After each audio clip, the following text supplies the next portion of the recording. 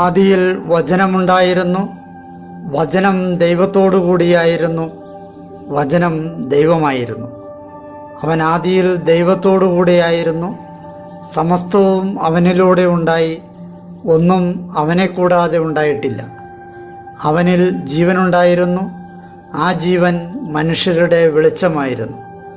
ആ വെളിച്ചം ഇരുളിൽ പ്രകാശിക്കുന്നു, അതിനെ കീഴടക്കുവാൻ ഇരുളിന് കഴിഞ്ഞില്ല. തൻ്റെ പ്രബോധനങ്ങളാൽ നമ്മെ ജ്ഞാനികളാക്കുന്ന സകലത്തിൻ്റെയും നാഥനായ ദൈവം വാഴ്ത്തപ്പെട്ടവനാകട്ടെ. ഞങ്ങളുടെ കർത്താവായ ദൈവമേ, അങ്ങയുടെ ജീവദായകവും ദൈവീകവുമായ തിരുവചനങ്ങളുടെ മധുരസ്വരം ശ്രവിക്കുന്നതിനും ഗ്രഹിക്കുന്നതിനും ഞങ്ങളുടെ ബുദ്ധിയെ പ്രകാശിപ്പിക്കണമേ.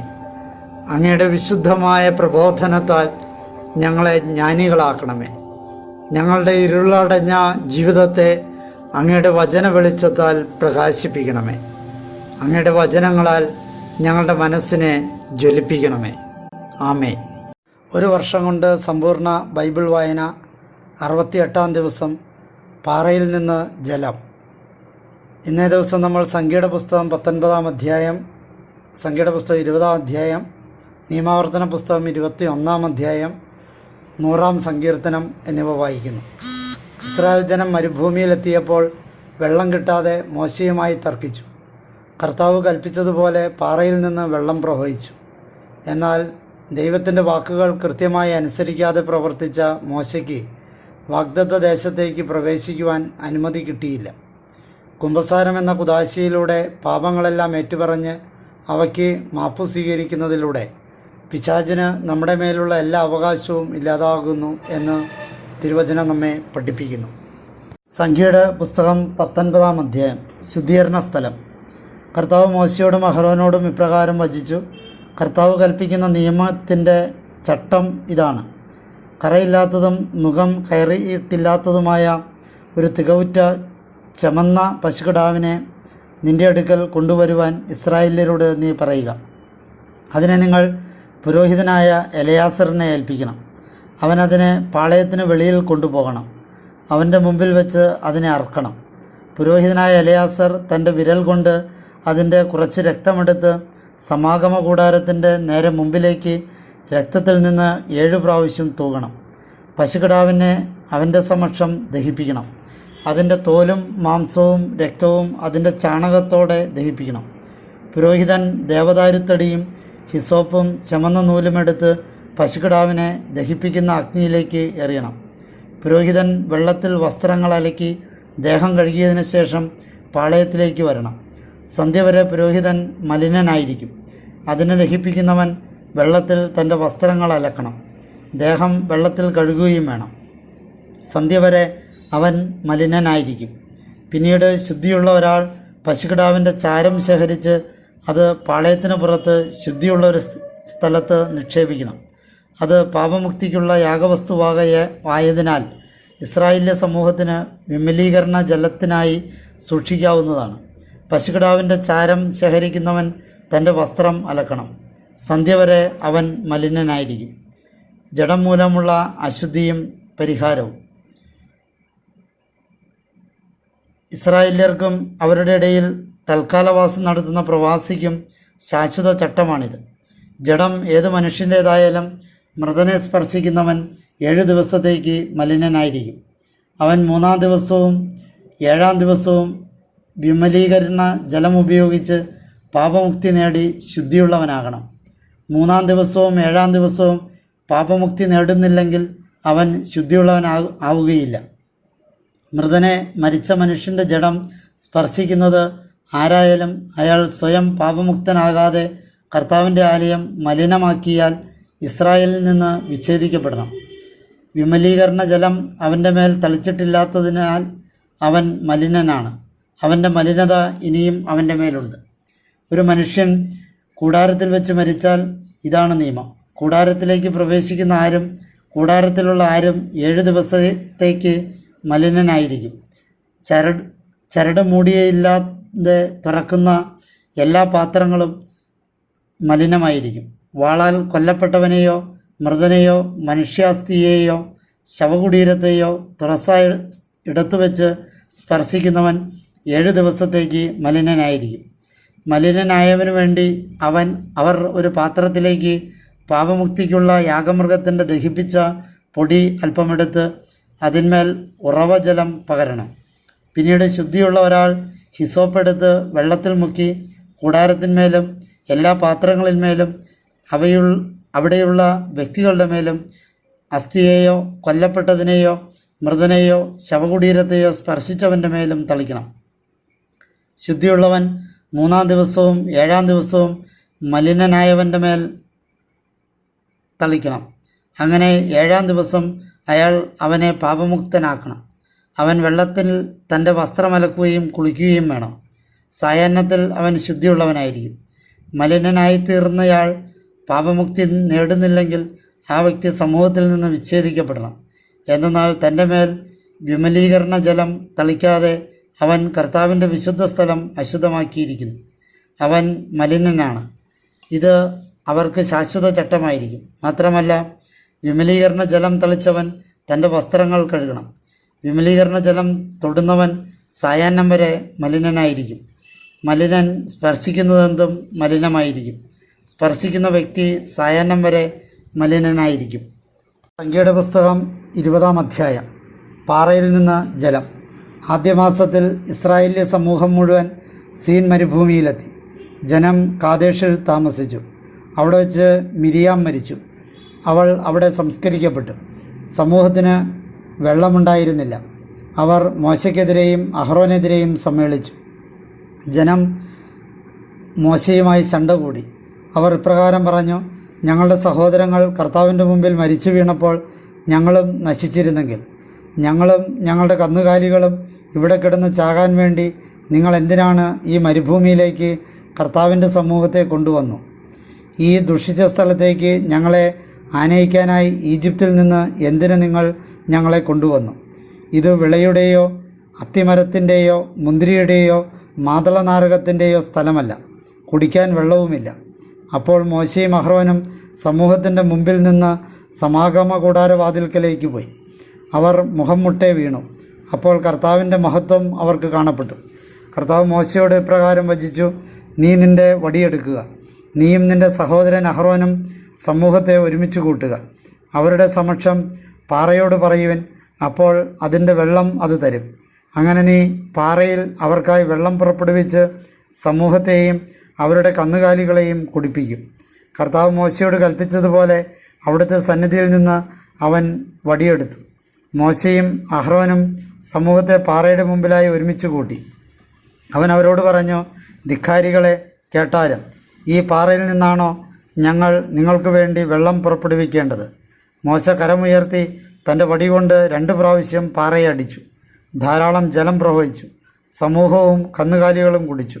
കർത്താവ് മോശയോടും അഹ്റോനോടും അരുൾ ചെയ്തു: ഇസ്രായേല്യരുടെ ദൃഷ്ടികളിൽ എൻ്റെ വിശുദ്ധി പ്രകടമാക്കും വിധം നിങ്ങൾ എന്നിൽ വിശ്വാസം അർപ്പിക്കാതിരുന്നതുകൊണ്ട് ഞാൻ ഈ സംഘത്തിന് കൊടുക്കുന്ന ദേശത്തേക്ക് നിങ്ങൾ അവരെ ആനയിക്കുകയില്ല. അതാണ് കർത്താവുമായി ഇസ്രായേല്യർ കലഹിച്ച മെരീബ ജലം. അതുവഴി അവിടുന്ന് തൻ്റെ വിശുദ്ധി പ്രകടമാക്കി. ഏദോം തടസ്സം നിൽക്കുന്നു. മോശ കാദേശിൽ നിന്ന് ഏദോം രാജാവിൻ്റെ അടുത്തേക്ക് ദൂതന്മാരെ അയച്ചു. നിൻ്റെ സഹോദരനായ ഇസ്രായേൽ ഇങ്ങനെ പറയുന്നു: ഞങ്ങൾ നേരിട്ട കഷ്ടതകളെല്ലാം നിനക്ക് തന്നെ അറിയാമല്ലോ. ഞങ്ങളുടെ പിതാക്കന്മാർ ഈജിപ്തിലേക്ക് പോയി. ഏറെ നാൾ ഞങ്ങൾ ഈജിപ്തിൽ താമസമാക്കി. ഞങ്ങളോടും ഞങ്ങളുടെ പിതാക്കന്മാരോടും ഈജിപ്തുകാർ തിന്മ ചെയ്തു. ഞങ്ങൾ കർത്താവിനോട് നിലവിളിച്ചു. അപ്പോൾ അവിടുന്ന് ഞങ്ങളുടെ സ്വരം കേൾക്കുകയും ഒരു ദൂതനെ അയച്ച് ഞങ്ങളെ ഈജിപ്തിൽ നിന്ന് പുറത്തു കൊണ്ടുവരികയും ചെയ്തു. ഇതാ, ഞങ്ങൾ ഇപ്പോൾ നിൻ്റെ അപ്പുറമുള്ള നഗരമായ കാദേശിലാണ്. നിൻ്റെ ദേശത്തിലൂടെ ഞങ്ങൾ കടന്നു പോകട്ടെ. വയലിലോ മുന്തിരിത്തോട്ടത്തിലോ ഞങ്ങൾ കടക്കുകയില്ല. കിണറ്റിലെ വെള്ളം ഞങ്ങൾ കുടിക്കുകയുമില്ല. രാജപാതയിലൂടെ ഞങ്ങൾ പൊയ്ക്കൊള്ളാം. നിൻ്റെ അതിർത്തി കടക്കുന്നതുവരെ വലത്തോട്ടോ ഇടത്തോട്ടോ ഞങ്ങൾ തിരിയുകയില്ല. അപ്പോൾ ഏദോം അവനോട് പറഞ്ഞു: ഞാൻ വാളുമായി പുറപ്പെട്ട് നിന്നെ നേരിടാതിരിക്കാൻ നീ എന്നെ കടന്നു പോകരുത്. ഇസ്രായേല്യർ അവനോട് പറഞ്ഞു: പെരുവഴിയിലൂടെ ഞങ്ങൾ കയറിപ്പൊയ്ക്കൊള്ളാം. ഞാനോ എൻ്റെ കന്നുകാലികളോ നിന്റെ വെള്ളം കുടിച്ചാൽ ഞാൻ അതിൻ്റെ വില തന്നുകൊള്ളാം. കാൽനടയായി എനിക്ക് കടന്നു പോകണമെന്നല്ലാതെ മറ്റു കാര്യമൊന്നുമില്ല. അപ്പോൾ അവൻ പറഞ്ഞു, നീ കടന്നു പോകരുത്. ഏദോം വൻ ജനാവലിയോടും ശക്തമായ കരത്തോടും കൂടെ അവനെ നേരിടാനെത്തി. അങ്ങനെ തൻ്റെ അതിർത്തി കടക്കാൻ ഇസ്രായേലിന് ഏദോം അനുവാദം നിഷേധിച്ചു. അതിനാൽ ഇസ്രായേൽ അവനിൽ നിന്ന് വഴിതിരിഞ്ഞു. അഹ്റോൻ്റെ രാജ്യം. ഇസ്രായേലിലെ സമൂഹം മുഴുവൻ കാദേശിൽ നിന്ന് നീങ്ങി ഹോർമലയിലെത്തി. ഏദോം രാജ്യാതിർത്തിയോട് ചേർന്നുള്ള ഹോർമലയിൽ വെച്ച് കർത്താവ് മോശയോടും അഹ്റോനോടും ഇപ്രകാരം അരുൾ ചെയ്തു. അഹ്റോൻ തൻ്റെ ജനങ്ങളോട് ചേർക്കപ്പെടുകയാണ്. ഞാൻ ഇസ്രായേല്യർക്ക് നൽകുന്ന ദേശത്ത് അവൻ തീർച്ചയായും പ്രവേശിക്കുകയില്ല. കാരണം മെരീബ ജലത്തെക്കുറിച്ചുള്ള എൻ്റെ നിർദ്ദേശം നിങ്ങൾ ധിക്കരിച്ചു. അഹ്റോനെയും അവൻ്റെ പുത്രൻ എലയാസറിനെയും കൊണ്ടുവന്ന് ഹോർമല കയറ്റുക. നീ അഹ്റോൻ്റെ വസ്ത്രങ്ങൾ ഉരിഞ്ഞ് അവൻ്റെ മകനായ എലയാസറിനെ ധരിപ്പിക്കുക. അവിടെ വെച്ച് അഹ്റോൻ മരിച്ച് ജനത്തോട് ചേർക്കപ്പെടും. കർത്താവ് കൽപ്പിച്ചതുപോലെ മോശ പ്രവർത്തിച്ചു. സമൂഹം മുഴുവനും കാണുക അവർ ഹോർമലയിലേക്ക് കയറി. മോശ അഹ്റോൻ്റെ വസ്ത്രങ്ങൾ ഉരിഞ്ഞ് അവൻ്റെ മകൻ എലയാസറിനെ ധരിപ്പിച്ചു. അവിടെ മലമുകളിൽ വെച്ച് അഹ്റോൻ മരിച്ചു. അനന്തരം മോശയും എലയാസറും മലയിൽ നിന്നിറങ്ങി. അഹ്റോൻ മൃതനായെന്ന് സമൂഹം മുഴുവൻ ഗ്രഹിച്ചു. അഹ്റോനെ പ്രതി ഇസ്രായേൽ ഭവനം മുഴുവൻ 30 ദിവസം വിലപിച്ചു. നിയമാവർത്തന പുസ്തകം 21-ാം അധ്യായം. ഖാദാനെക്കുറിച്ച് അറിവില്ലാത്തപ്പോൾ. നിന്റെ ദൈവമായ കർത്താവ് നിനക്ക് അവകാശമാക്കാൻ നൽകുന്ന ഭൂമിയിൽ ഒരു നിഹതൻ്റെ ജഡം തുറസായ സ്ഥലത്ത് വീണുകിടക്കുന്നത് കാണുകയും അവനെ കൊന്നതാരെന്ന് അറിയാതിരിക്കുകയും ചെയ്താൽ നിന്റെ ശ്രേഷ്ഠന്മാരും ന്യായാധിപന്മാരും പുറത്തു വന്ന് ജഡത്തിന് ചുറ്റുമുള്ള പട്ടണങ്ങളിലേക്കുള്ള ദൂരം അളക്കണം. ജഡത്തോട് അടുത്ത പട്ടണം ഏതാണോ ആ പട്ടണത്തിൻ്റെ ശ്രേഷ്ഠന്മാർ ഒരിക്കലും പണി ചെയ്യിച്ചിട്ടില്ലാത്ത, അതായത് നുകത്തോട് ബന്ധിച്ചിട്ടില്ലാത്ത ഒരു കന്നുകുട്ടിയെ കൊണ്ടുവരണം. ആ പട്ടണത്തിലെ ശ്രേഷ്ഠന്മാർ ആ പശുക്കുട്ടിയെ ഒഴുക്കുള്ള ഒരു അരുവിയിലേക്ക് കൊണ്ടുവരണം. അരുവിയുടെ അടുത്തായി ഒരിക്കലും ഉഴുകുകയോ വിതയ്ക്കുകയോ ചെയ്തിട്ടില്ലാത്ത ഇടത്തു വെച്ച് പശുക്കുട്ടിയുടെ കഴുത്തൊടിക്കണം. ലേവ്യ പുരോഹിതന്മാർ അടുത്തു വരണം. കാരണം അവരെയാണല്ലോ നിന്റെ ദൈവമായ കർത്താവ് തനിക്ക് ശുശ്രൂഷ ചെയ്യാനും കർത്തൃനാമത്തിൽ ആശീർവദിക്കാനും തിരഞ്ഞെടുത്തിരിക്കുന്നത്. ഓരോ തർക്കവും ഓരോ ശിക്ഷയും അവരുടെ വാക്കനുസരിച്ചായിരിക്കും. നിഹതൻ്റെ ജഡത്തോട് അടുത്തുള്ള ആ നഗരത്തിലെ എല്ലാ ശ്രേഷ്ഠന്മാരും താഴ്വരയിൽ വെച്ച് കഴുത്തൊടിച്ച പശുക്കുട്ടിയുടെ മേൽ തങ്ങളുടെ കരങ്ങൾ കഴുകണം. അനന്തരം അവൻ മറുപടിയായി പറയണം, ഈ രക്തം ഞങ്ങളുടെ കരങ്ങൾ ചൊരിഞ്ഞിട്ടില്ല, ഞങ്ങളുടെ കണ്ണുകൾ കണ്ടിട്ടില്ല. കർത്താവെ, അങ്ങ് വീണ്ടെടുത്ത അങ്ങയുടെ ജനമായ ഇസ്രായേലിനോട് ക്ഷമിച്ചാലും അങ്ങയുടെ ജനമായ ഇസ്രായേലിനിടയിൽ നിഷ്കളങ്ക രക്തത്തിൻ്റെ ചുറ്റും നിൽക്കരുതേ. രക്തപാതകം അവരോട് ക്ഷമിക്കപ്പെടട്ടെ. അങ്ങനെ കർത്താവിൻ്റെ ദൃഷ്ടികളിൽ ശരിയായത് ചെയ്ത് നിന്റെ മധ്യേ നിന്ന് നിഷ്കളങ്ക രക്തം നീ നിർമ്മാർജ്ജനം ചെയ്യണം. യുദ്ധത്തടവുകാർ. നിന്റെ ശത്രുക്കൾക്ക് നേരെ നീ യുദ്ധത്തിന് പുറപ്പെടുമ്പോൾ നിന്റെ ദൈവമായ കർത്താവ് ഒരുവനെ നിന്റെ കയ്യിൽ ഏൽപ്പിക്കുകയും നീ അവനെ തടവുകാരനായി പിടിച്ചെടുക്കുകയും ചെയ്തുവെന്നിരിക്കട്ടെ. തടവുകാരിൽ രൂപഭംഗിയുള്ള ഒരു സ്ത്രീയെ കണ്ട് നീ അവളിൽ അനുരക്തനാവുകയും ഭാര്യയായി സ്വീകരിക്കാൻ ആഗ്രഹിക്കുകയും ചെയ്താൽ അവളെ നിന്റെ ഭവനത്തിനുള്ളിലേക്ക് കൊണ്ടുവരണം. അവൾ തൻ്റെ തല മുണ്ഡനം ചെയ്യുകയും നഖം വെട്ടുകയും വേണം. എന്നിട്ട് അവൾ തടവു വസ്ത്രം തൻ്റെ മേൽ നിന്ന് മാറ്റി ഒരു ചന്ദ്രമാസക്കാലത്തേക്ക് നിൻ്റെ വീട്ടിലിരുന്ന് അവൾ തൻ്റെ പിതാവിനെയും മാതാവിനെയും ഓർത്ത് വിലപിക്കട്ടെ. അതിനുശേഷം നിനക്ക് അവളെ പ്രാപിക്കാം, വിവാഹം ചെയ്യാം. അങ്ങനെ അവൾ നിനക്ക് ഭാര്യയായിത്തീരും. പിന്നീട് നിനക്ക് അവളിൽ പ്രീതിയില്ലാതായാൽ അവളെ അവളുടെ ഇഷ്ടത്തിന് വിട്ടയക്കണം. അവളെ ഒരിക്കലും പണത്തിന് വിൽക്കരുത്. നീ അവളുടെ മാനം നഷ്ടപ്പെടുത്തിയതിനാൽ അവളോട് ക്രൂരമായി പെരുമാറരുത്. ആദ്യജാതൻ്റെ അവകാശം. ഒരാൾക്ക് 2 ഭാര്യമാർ ഉണ്ടായിരിക്കുകയും ഒരുവൾ സ്നേഹിക്കപ്പെട്ടവളും മറ്റവൾ അഹിതയുമായിരിക്കുകയും സ്നേഹിക്കപ്പെട്ടവളും അഹിതയും അവനു വേണ്ടി പുത്രന്മാരെ പ്രസവിക്കുകയും ആദ്യജാതൻ അവിഹിതയുടേതായിരിക്കുകയും ചെയ്തിരിക്കുന്നുവെന്നിരിക്കട്ടെ. അവൻ തനിക്കുള്ളത് തൻ്റെ പുത്രന്മാർക്ക് ഭാഗിച്ചേൽപ്പിക്കുന്ന ദിവസം അഹിതയുടെ പുത്രനായ ആദ്യജാതൻ്റെ സ്ഥാനത്ത് സ്നേഹിക്കപ്പെട്ടവളുടെ പുത്രനെ ആദ്യജാതനാക്കാൻ പാടുള്ളതല്ല. പ്രത്യുത അവൻ തനിക്കുള്ള സകലത്തിലും 2 പങ്ക് അഹിതയുടെ മകന് കൊടുത്ത് അവനെ ആദിജാതനായി അംഗീകരിക്കണം. കാരണം അവനാണ് തൻ്റെ പുരുഷത്വത്തിൻ്റെ ആദ്യഫലം. ആദിജാതൻ്റെ അവകാശം അവനുള്ളതാണ്. ധിക്കാരിയായ മകൻ. ഒരാൾക്ക് ദുർവാശിക്കാരനും ധിക്കാരിയുമായ മകനുണ്ടായിരിക്കുകയും അവൻ തൻ്റെ പിതാവിൻ്റെ സ്വരമോ മാതാവിൻ്റെ സ്വരമോ ശ്രവിക്കാതിരിക്കുകയും അവർ അവനെ തിരുത്തിയിട്ടും അവൻ അവരെ കേൾക്കാതിരിക്കുകയും ചെയ്യുന്നുവെന്നിരിക്കട്ടെ. അവൻ്റെ പിതാവും മാതാവും അവനെ പിടിച്ച് അവൻ്റെ നഗരശ്രേഷ്ഠന്മാരുടെ അടുത്തേക്കും നാട്ടുകവാടത്തിലേക്കും കൊണ്ടുചെന്ന് നഗരശ്രേഷ്ഠന്മാരോട് പറയണം, ഞങ്ങളുടെ ഈ മകൻ ദുർവാശിക്കാരനും ധിക്കാരിയുമാണ്. അവൻ ഞങ്ങളുടെ സ്വരം ശ്രവിക്കുന്നില്ല. അവൻ ഭോജനപ്രിയനും മദ്യപനുമാണ്. അപ്പോൾ അവൻ്റെ പട്ടണത്തിലെ ആളുകൾ മുഴുവനും അവനെ കല്ലെറിയണം. അങ്ങനെ അവൻ മരിക്കണം. അങ്ങനെ ആ തിന്മ നിൻ്റെ ഇടയിൽ നിന്ന് നീ ഉന്മൂലനം ചെയ്യണം. ഇസ്രായേൽക്കാർ മുഴുവൻ അത് കേട്ട് ഭയപ്പെടണം.